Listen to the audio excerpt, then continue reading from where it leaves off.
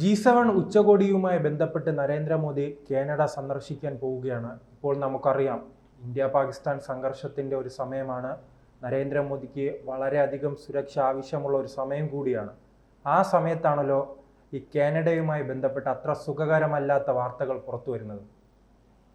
അത് യഥാർത്ഥത്തിൽ ഈ ഒരു വിഷയം ചർച്ച ചെയ്യുമ്പോൾ പ്രധാനമന്ത്രി നരേന്ദ്രമോദിയുടെ ജീവനുള്ള ഭീഷണി എന്ന് പറയുന്നത് പുതിയൊരു സംഭവമൊന്നുമല്ല.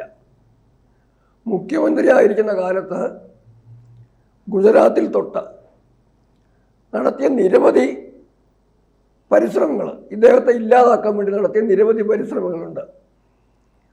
അഹമ്മദാബാദ് കലാപവുമായിട്ട് ബന്ധപ്പെട്ട ആ സന്ദർഭത്തിൽ പാറ്റ്നയിലെ ഇലക്ഷൻ റാലിയുടെ സന്ദർഭം നടന്നത്, പിന്നെ നമ്മുടെ എന്താ പറയണ്ടേ, പൂനെയിലെ അർബൻ നക്സലൈറ്റുകൾ സംഘടിപ്പിച്ചത്, പഞ്ചാബിലെ ആ ഹൈവേയിലുണ്ടായതുൾപ്പെടെ നിരവധി പരിസരങ്ങളുണ്ടായിട്ടുണ്ട്. അതിലൊക്കെ ഉപരിയാണ് മണിശങ്കർ അയ്യർ പാകിസ്ഥാനിൽ ചെന്ന് മോദിയെ ഒഴിവാക്കാൻ വേണ്ടി സഹായം ആവശ്യപ്പെട്ടത്. ഞാൻ ABC-യുടെ പ്ലാറ്റ്ഫോമിൽ തന്നെ പറഞ്ഞിട്ടുള്ളതാണ്. അതിനെ ഒരിക്കലും പ്രധാനമന്ത്രി പദത്തിൽ നിന്ന് മാറ്റാനല്ല മണിശങ്കർ അയ്യർ ആവശ്യപ്പെട്ടത്. നരേന്ദ്രമോദിയെ ഒഴിവാക്കിയെങ്കിലേ ഭാരതവും പാകിസ്ഥാനുമായി കൂടുതൽ അടുക്കാൻ കഴിയുകയുള്ളൂ എന്നാണ് പറഞ്ഞത്. അപ്പം മോദിയെ ഒഴിവാക്കാനാണ് പറഞ്ഞത്. അതുകൊണ്ട് നരേന്ദ്രമോദിയുടെ പ്രഭാവം ലോകത്ത്, ഭാരതത്തിലും ലോകത്തിലും വർദ്ധിച്ചു വരുന്നതനുസരിച്ച് അദ്ദേഹത്തിൻ്റെ ഭീഷണിയും അതുപോലെ തന്നെ ആ ഭീഷണിയുടെ ഗ്രാഫും ഉയർന്നു വരികയാണ്. ഇപ്പം ഇത് ചോദിച്ചത് കാനഡയിൽ നിന്ന് വരുന്ന പുതിയ ഭീഷണിയാണ്. അത് യഥാർത്ഥത്തിൽ ആദ്യം G7 മോദിയെ വിളിക്കുമെന്നതിന് സംശയമുണ്ടായിരുന്നു. പോകാൻ താല്പര്യമില്ലായിരുന്നുവെന്ന് നേരത്തെ തന്നെ ഭാരത സർക്കാർ അനൗപചാരികമായിട്ട് അറിയിക്കുകയും ചെയ്തതാണ്. കുറച്ച് നാളുകളായി തന്നെ കാനഡയും ഇന്ത്യ അത് തന്നെയല്ല, അത് വിഷയമല്ല. G7 G7 എന്ന് പറഞ്ഞാൽ America, Japan, France, Germany, Italy, Britain, Canada, 7 രാജ്യങ്ങളാണ് G7. പിന്നെ നേരത്തെ റഷ്യയും ആ കൂടെ ഉണ്ടായിരുന്നു. അന്ന് G8 ആയിരുന്നു. G7 ഇന്ത്യ G7 ഒരു അംഗമല്ല, പ്രത്യേക ക്ഷണിതാവായിട്ട് വിളിക്കുന്നതാണ്.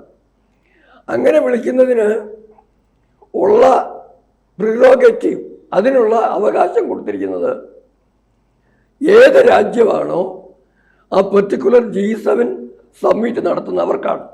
അത് ഇത്തവണ കാനഡയാണ്. കാനഡയുമായിട്ട് അങ്ങ് പറഞ്ഞതുപോലെ ജസ്റ്റിൻ ട്രൂഡോയുടെ കാലത്ത് ഉണ്ടായ പല പ്രശ്നങ്ങളും, ഭാരതത്തിലെ ഭീകര സംഘടനകളെ, ഖാലിസ്ഥാൻ ഭീകരവാദികളെ, അവർക്ക് എല്ലാ അർത്ഥത്തിലും പിന്തുണ കൊടുത്ത ഒരു സർക്കാർ എന്ന നിലയിൽ കാനഡ ജനാധിപത്യത്തിനും സമാധാന ജീവിതത്തിനും ഏറ്റവും വലിയ ഭീഷണിയായിട്ട് മാറുകയായിരുന്നു. അവിടെ സർക്കാർ മാറി, പുതിയ സർക്കാർ വന്നു. ഈ പുതിയ പ്രധാനമന്ത്രി വന്നെങ്കിലും അതും ജസ്റ്റിൻ ട്രൂഡോയുടെ പാർട്ടിക്കാരൻ തന്നെയാണ്. എങ്കിലും G7 മറ്റ് രാജ്യങ്ങൾ, 6 രാജ്യങ്ങൾ, അമേരിക്ക ഉൾപ്പെടെ, അവരെല്ലാം ആവശ്യപ്പെട്ടതനുസരിച്ചിട്ട് ലോകത്തിലെ വളർന്നു വരുന്ന 4ാമത് സാമ്പത്തിക ശക്തി, പ്രതിരോധ മേഖലയിൽ ഡിഫൻസ് സെക്ടറിലെ ഏറ്റവും പ്രധാനപ്പെട്ട രാജ്യം, ലോകത്തിൻ്റെ സമ്പദ് വ്യവസ്ഥയിൽ സപ്ലൈ ചെയിനെ സ്വാധീനം ചെയ്യാൻ സാധ്യതയുള്ളൊരു സർക്കാർ, എല്ലാത്തിനുപരി ഒരു ജനാധിപത്യ സർക്കാർ. ഈ സർക്കാരിൻ്റെ പ്രധാനമന്ത്രിയെ അവിടെ ക്ഷണിച്ചു വരുത്തേണ്ടത് ബോധ്യം ആവശ്യമാണെന്ന് അറിഞ്ഞുകൊണ്ടാണ് അവർ കാനഡയെ കൊണ്ട് ഇങ്ങനെ ക്ഷണിക്കുന്ന സാഹചര്യത്തിലേക്ക് എത്തിയത്. അത് കഴിഞ്ഞ ഉടനെ തന്നെ അവിടുത്തെ ഖാലിസ്ഥാൻ ഭീകരവാദികൾ, അതിൽ കൂടുതലും പാകിസ്ഥാൻകാരാണ്. ഗുരു ഗോവിന്ദ് സിംഗിൻ്റെ പേരൊക്കെ പറയുന്നെങ്കിലും അവരൊന്നും എല്ലാവരും ഒന്നും സിഖ് മതമൊന്നുമല്ല, പാകിസ്ഥാനിൽ നിന്ന് വന്നവരുമൊക്കെ ഉണ്ട്.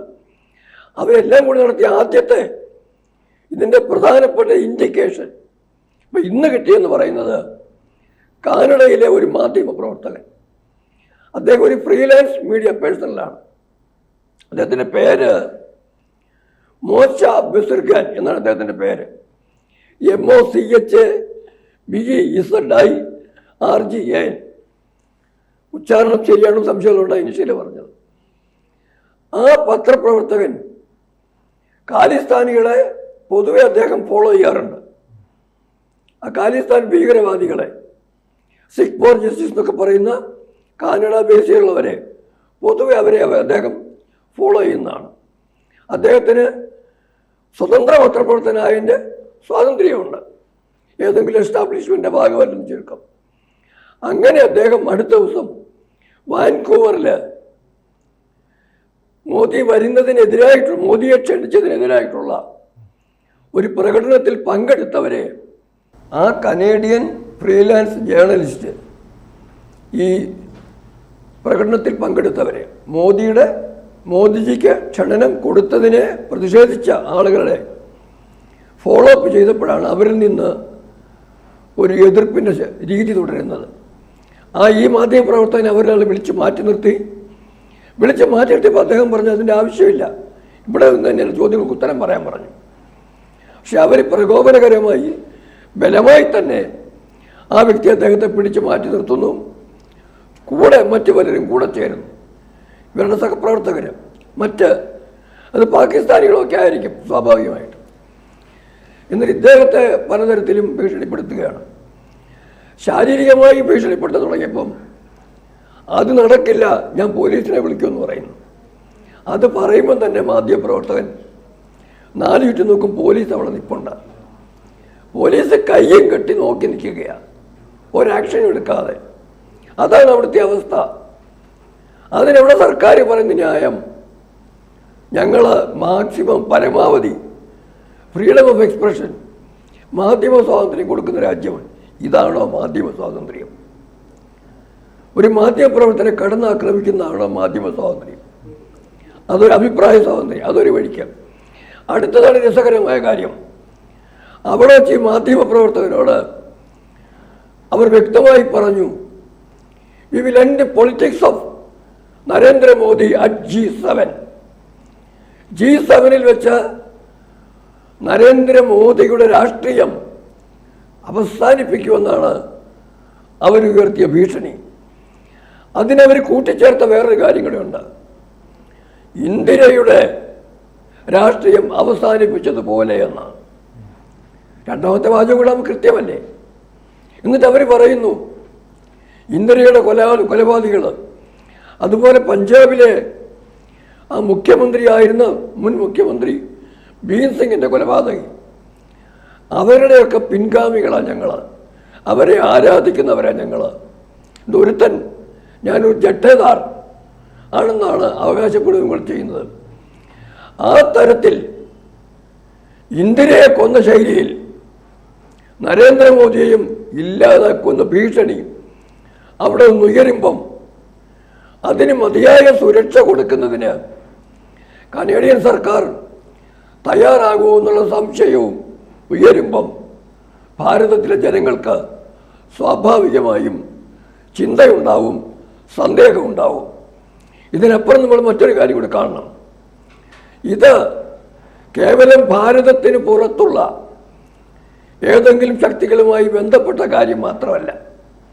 നമ്മളറിയണം, 2004 അടൽജിയുടെ സർക്കാർ മാറി ഇന്നിന് സോണിയയുടെ സർക്കാർ, ഡോക്ടർ മൻമോഹൻ സിംഗ് പാവയായിട്ടുണ്ടായിരുന്നെങ്കിലും ആ സർക്കാർ വന്ന കാലം തൊട്ട് ഭാരതത്തിലെ ഉൾപാർട്ടി രാഷ്ട്രീയം, ഭാരതത്തിനുള്ളിൽ രാഷ്ട്രീയത്തെ പോലും നിയന്ത്രിച്ചിരുന്നത് പാശ്ചാത്യ ശക്തികൾ, പാകിസ്ഥാൻ, ചൈന, ഈ 3 ശക്തികളായിരുന്നു. അതിൽ സോണിയയുടെ വരവിന് വേണ്ടി വന്ന പാശ്ചാത്യ ശക്തികൾ, നമ്മുടെ ഒവൈസിയുടെയും കുഞ്ഞാലിക്കുട്ടിയുടെയും ഒക്കെ പിന്നിൽ നിൽക്കുന്ന പാകിസ്ഥാൻ, MA ബേബിയുടെയും സീതാറാം യെച്ചൂരി, മരിച്ചുപോയ യെച്ചൂരിയുടെയും ഒക്കെ പാർട്ടിയായ CPM, വിധേയത്വം ചൈന, ഇവരെല്ലാം കൂട്ടായ പരിശ്രമമാണ് ഭാരതത്തിൽ ദേശീയ ശക്തികൾക്കെതിരെ തുടങ്ങി വെച്ചത്, അതിലവർ പ്രധാനമായും അവരുടെ എല്ലാവരുടെയും പങ്കാളിത്തത്തോടു കൂടി, സംശയിക്കപ്പെടുന്ന പങ്കാളിത്തത്തോടു കൂടി നിരവധി അക്രമശ്രമങ്ങൾ നരേന്ദ്രമോദിക്കെതിരെ ഉണ്ടായിട്ടുണ്ട്. അതിൽ ദ 4 attempts ഓൺ നരേന്ദ്രമോദീസ് ലൈഫ് എന്ന് പറയുന്ന വിനയ് കുമാർ സിംഗിൻ്റെ പുസ്തകമാണ് ഉയർത്തി കാണിക്കുന്നത്. ഇതിൽ 2013 തെരഞ്ഞെടുപ്പ് പ്രചരണത്തിന് വേണ്ടി പാറ്റ്നയിൽ, ബീഹാറിൽ ചെന്ന് മോദി ആക്രമിച്ച കാര്യം പറയുന്നുണ്ട്. അതുപോലെ തന്നെ അഹമ്മദാബാദ് സ്ഫോടനം ഉണ്ടായി. അതെ, അഹമ്മദാബാദ് ബ്ലാസ്റ്റ് ചെയ്ത് കഴിഞ്ഞിട്ട് അങ്ങനെ ഒരു സംഭവം ഉണ്ടായാൽ നരേന്ദ്രമോദിയും അമിത്ഷായും ഒക്കെ എന്തായാലും ആശുപത്രിയിലേക്ക് അപകടത്തിൽപ്പെട്ടവരെ കാണാൻ വരും എന്ന് പ്രതീക്ഷിച്ചുകൊണ്ട് ആ ആശുപത്രിയിൽ സ്ഫോടനത്തിന് ശ്രമിച്ചവരാണിവർ. വേണ്ട, ഇഷ്റത് ജഹാൻ്റെയും മറ്റേ പ്രാണേഷ് പിള്ളയുടെയും കേസ്. ആ സന്ദർഭത്തിൽ മച്ചിലി നമ്പർ 1, മച്ചിലി നമ്പർ 2, മച്ചിലി നമ്പർ 3, 4, 5 എന്ന് പറഞ്ഞ് ലാൽകൃഷ്ണ അഡ്വാനിയെയും നമ്മുടെ അശോക് സിംഗലിനെയും പ്രവീൺ തൊഗാഡിയെയും ഒക്കെ ഇദ്ദേഹത്തിൻ്റെ അല്ല. പക്ഷേ മറ്റൊരു കാര്യം, ആ കാലമല്ലല്ലോ ഇപ്പോൾ. ഞാൻ അതല്ല പറഞ്ഞു വരുന്നത്. ഈ താക്കറെയും 5ാമത്തെ മച്ചലിയായിട്ട് അന്നെടുത്ത ആളാണ് നരേന്ദ്രമോദി. ഞാനിപ്പറയും നിരന്തരമായിട്ട് മോദിയെ ലക്ഷ്യം വെച്ചിട്ടുള്ള വധശ്രമങ്ങൾ ഈ ശക്തികളുടെ സംയുക്ത സംരംഭത്തിൻ്റെ ഭാഗമായിട്ട് ഇവിടെ നടക്കുമ്പം ഇവിടെ നിന്ന് പുറത്തേക്ക് പോകുന്ന മോദിയിലും അക്രമത്തിന് സാധ്യതയുണ്ടെങ്കിൽ അതോടൊപ്പം നിൽക്കാൻ, അത് കണ്ട് ചിരിക്കാൻ, അതിനെ ആഘോഷിക്കാൻ മണിശങ്കർ അയ്യരെ പാകിസ്ഥാനിലേക്ക് പറഞ്ഞു വിട്ട ശക്തികളും ഭാരതത്തിനുള്ളിലുണ്ട് എന്നറിയുമ്പോഴാണ് ഭാരതത്തിലെ ജനങ്ങളുടെ ചിന്തയും സന്ദേഹവും കൂടുന്നത്. ഈ വധശ്രമങ്ങളെക്കുറിച്ചെല്ലാം പറയുമ്പോഴെല്ലാം അത് അന്ന് പ്രധാനമന്ത്രി അല്ലാത്ത സമയത്താണ്. പക്ഷേ എല്ലാം അങ്ങനെയല്ലല്ലോ. അപ്പം അന്ന് തന്നെ ഉണ്ടായി, മുഖ്യമന്ത്രി ആയിരിക്കും പോലെ ഉണ്ടായി. ഈ പൂനെയിലെ ഭീമ എന്തായാലും പേര് ഞാൻ മറന്നുപോയി. ആ ഇതിനകത്ത് അർബൻ നക്സലുകളുടെ പദ്ധതി കിട്ടത് അത് ഏത് സമയത്തുണ്ടായതാ? വരവര റാവുവും ഫാദർ സ്റ്റാൻലിയും എല്ലാം കൂടി നിന്നുകൊണ്ട് നോക്കിയ ആ വധശ്രമം അത് മണിശങ്കർ അയ്യർ പോയതപ്പോഴാണ്. മണിശങ്കർ അയ്യർ പോയിട്ട് മോദിയെ ഇല്ലാതാക്കുന്നതിന് സഹായം ചോദിക്കുന്നത് മോദി പ്രധാനമന്ത്രിയായ ശേഷമല്ലേ? ഞാൻ പറഞ്ഞത് വേറൊന്നുമല്ല. മോദിയെ ശാരീരികമായിട്ട് തന്നെ ഒഴിവാക്കണമെന്ന് ആഗ്രഹിക്കുന്ന ശത്രുപക്ഷം ഭാരതത്തിനകത്തും പുറത്തും നിരന്തരം പരിശ്രമങ്ങൾ തുടരുകയാണ്. ഭാരതത്തിലെ ജനങ്ങളുടെ ആ പിന്തുണയും പ്രാർത്ഥനയും നരേന്ദ്രമോദി എന്നുള്ള ഭാരതത്തിൻ്റെ എക്കാലത്തെയും അനിഷേധ്യനായ നേതാവിൻ്റെ പിന്നിലുണ്ടാവും. ഇതുകൊണ്ടൊന്നും മോദി കാനഡയ്ക്ക് പോകാതിരിക്കാനും പോകുന്നില്ല, അതുപോലെ ഇവരുടെ ഒന്നും കാര്യങ്ങൾ വിജയിക്കാനും പോകുന്നില്ല എന്നുള്ളത് ഉറപ്പാണ്. ഒരു കാര്യം മാത്രം, G7 കാനഡ ഉൾപ്പെടെയുള്ള അമേരിക്ക ഉൾപ്പെടെയുള്ള 7 രാജ്യങ്ങളുടെയും ചുമതലയാണ് നരേന്ദ്രമോദിയുടെ ദേഹത്ത് ഒരു പൊടി പോലും വീഴാതെ, ഒരപശബ്ദം ഉണ്ടാവാതെ മോദിയെ തിരിച്ചു ഭാരതത്തിലേക്ക് അയക്കുക എന്നുള്ളത്. ഇല്ലെങ്കിൽ അവരൊക്കെ കളിക്കുന്ന കളി തീ കൊണ്ടുള്ള കളിയാണെന്ന് മറക്കാതിരിക്കണം. സാർ ഇത് പറയുമ്പോൾ മനസ്സിൽ ഓർമ്മ വരുന്നത് 90 കാലഘട്ടത്തിൽ ജമ്മു കാശ്മീരിലെത്തി പതാക ഉയർത്തിയ നരേന്ദ്രമോദിയാണ്. എനിക്ക് വേറൊന്നും ഓർമ്മ വരുന്നുണ്ട്. മോദി പ്രധാനമന്ത്രി ആയ ആദ്യത്തെ വർഷം എനിക്കൊക്കെ രോമാഞ്ചം ഉണ്ടായ സന്ദർഭം അത്. ഓഗസ്റ്റ് 15 അതിനു മുമ്പ് നമ്മൾ കണ്ടിട്ടുണ്ട്. ഓഗസ്റ്റ് 15 പ്രധാനമന്ത്രി ഇന്ദിരാഗാന്ധി തൊട്ട മൻമോഹൻ സിംഗ് വരെ പ്രസംഗിക്കാൻ കയറി നിൽക്കുമ്പം ബുള്ളറ്റ് പ്രൂഫ് കവറുള്ള, സുരക്ഷാ കവചമുള്ള ഒരു സംവിധാനത്തിനകത്ത് നിന്ന് സംസാരിക്കുമായിരുന്നത് നരേന്ദ്രമോദി അതൊക്കെ ഒഴിവാക്കി ജനങ്ങളോട് നേരിട്ട് സംവദിക്കുന്നു. ഏത് കാലഘട്ടത്തിലും ഏത് പ്രശ്നങ്ങളുടെ നടുവിലും ജനങ്ങളിലേക്ക് ഇറങ്ങിച്ചെല്ലുന്നു, ജനങ്ങളൊപ്പം യാത്ര ചെയ്യുന്നു. മോദി അങ്ങനെ ആരുടെയെങ്കിലും ഭീഷണിക്ക് മുമ്പിൽ തൻ്റെ യാത്ര ഒരു നിമിഷം പോലും നിർത്തുകയില്ല. അത് തുടരും. അജയ്യമായ ആ യാത്ര മുന്നോട്ട് തന്നെയാണ്, സംശയമൊന്നും വേണ്ട. ഒരു ഭീഷണിക്കും മോദിയെയോ ഭാരതത്തെയോ തളർത്താനാവില്ല.